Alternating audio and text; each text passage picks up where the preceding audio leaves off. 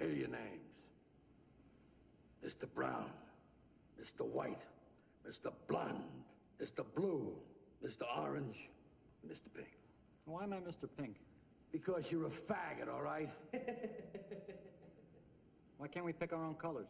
No way, no way. Tried it once, it doesn't work.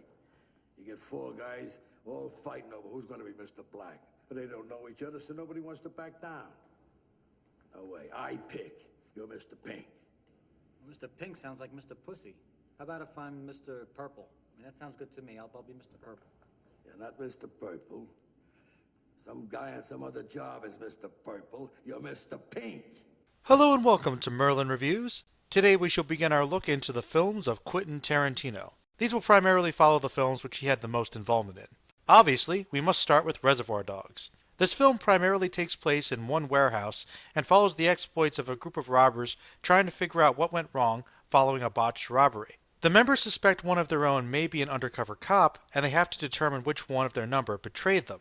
Right from the start, this film demonstrates the key qualities that are essential to the viewing of any Tarantino film. The three staples are witty, pop culture referencing humor, out-of-sequence narratives, and of course, glorious over-the-top violence. Upon rewatching the film for this review, I could automatically tell this was an homage to earlier works. Tarantino is a lover of film, and his movies are bigger budget stylized versions of the genres he loves. The initial conversation between the crooks in the diner is shot in a relaxed manner and with that slight graininess and quality of the camera that I thought it had a very timeless appeal. Like I was watching a noir film from the 60s or 70s, I couldn't quite place it.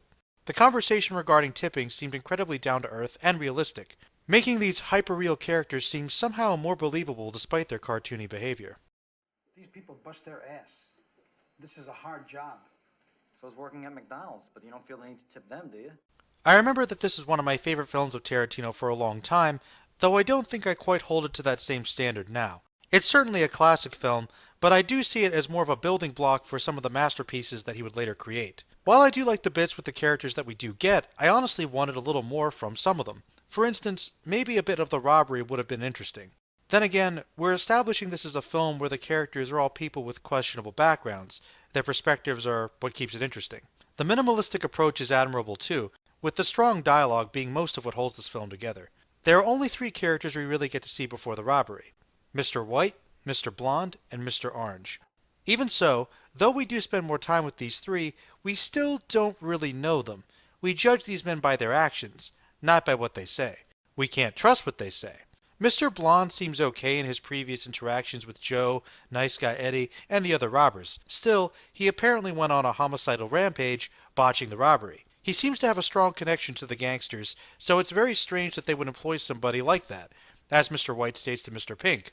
However, considering we see Mr. Blonde gleefully engage in the torture of a captured police officer, it's pretty clear that he's a bit unhinged.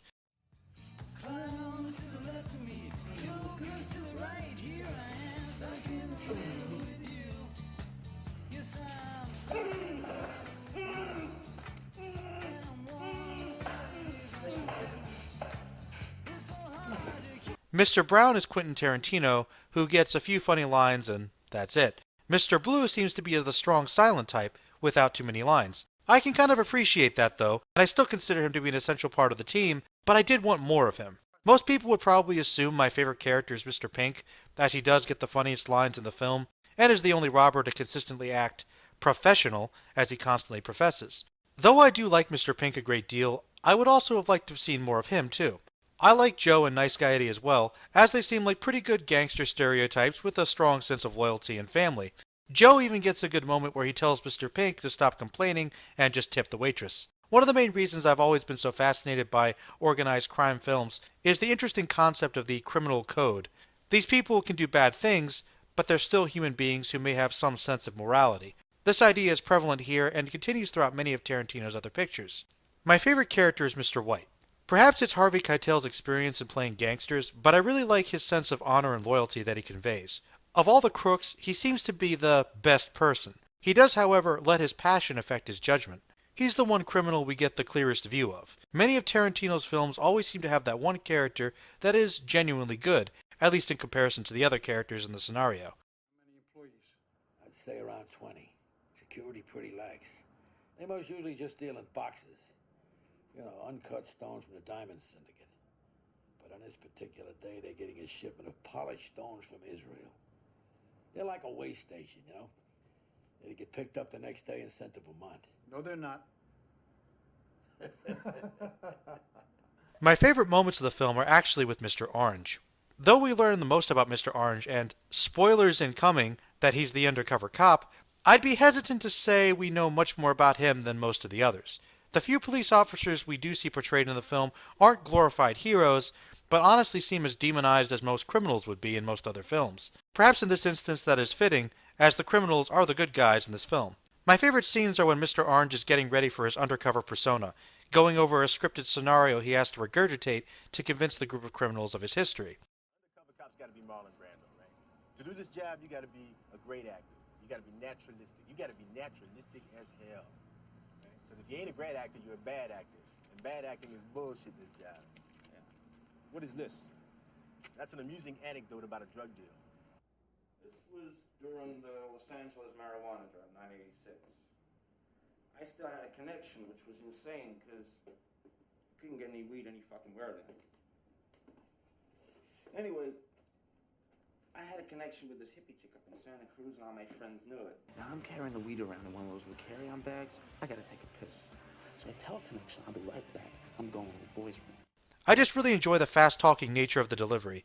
It's a bit over the top and cheesy, but there's just so much energy to it. It's so fun. The fake memory of the standoff in the bathroom with the police officers is probably my favorite scene in the whole film. I really like the relationship between Mr. White and Mr. Orange, and the respect that Mr. Orange seems to have for him despite their differences. Once again, though, the whole film does feel like a fun exercise, but probably more style than substance. But the style is just so darn cool. It may not be the best Tarantino, but it's still an awesome start, and I would leave it with an A-. Next time, we'll be looking at Pulp Fiction, and I think that's going to be a longer video.